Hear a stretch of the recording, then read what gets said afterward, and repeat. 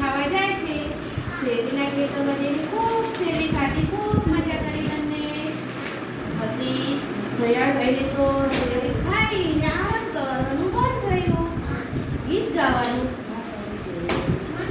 હા કે ભાઈ તો ગીત ગાવું છે મારે તો ભાઈ કે શિયાળભાઈ ગીત ના ગાશો, તમે ગીત ગાશો તો અવાજ જશે અને અવાજ ના કારણે ખેતરનો માલિક આવી જશે, ખેતરના માલિક આવી જશે તો મને તો મારશે.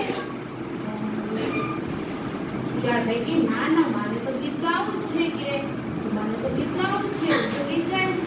શિયાળભાઈ તો ગીત ગાવા માંડ્યા કે શેરડી ખાવાની મજા પડી ભાઈ, મજા પડી, મજા પડી ભાઈ, મજા પડી.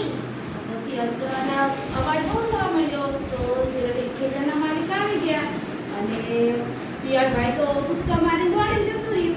હું ભાઈને તો દોડી ના શકે તો હું ભાઈને માર પડી. પછી બંને નીકળી ગયા તો વચ્ચે તો નદી તો આવવાની જ ને, વચ્ચે નદી આવી તો હવે શું કરવાનું?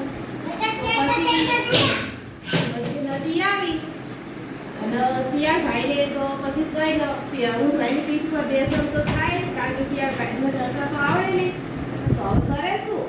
તો શિયાળભાઈ તો કે ભાઈ મને પીઠ પર કે આને કે મારે સબક શીખવાડવું જ પડશે કે એને કે શિયાળભાઈ મને તો કે આળકવાનું મન થયું નદીમાં. કે શિયાળભાઈ તો બિયા ડરવા લાગ્યા કે તમે કે આવો છો તમે નદીમાં, કે હું મને તરતા નહીં આવડતું, કે મને બીક લાગે કે હું કરી ના આપું, કે તમે ના આવડશો. તો પછી કોઈ ઊંઘભાઈને તો શિયાળને સબક શીખવાડ્યું હતું તો ઊંઘભાઈ તો આળકવા લાગ્યા તો શિયાળભાઈ તો ડૂબવા લાગ્યું.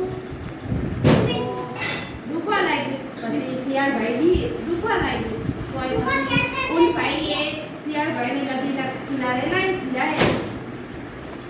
પછી ઊંઘભાઈએ શિયાળભાઈને બચાવી લીધું. તો પછી ઊંઘભાઈ ગીત ગાવા લાગ્યા, મજા પડી ભાઈ આળકવાની, મજા પડી.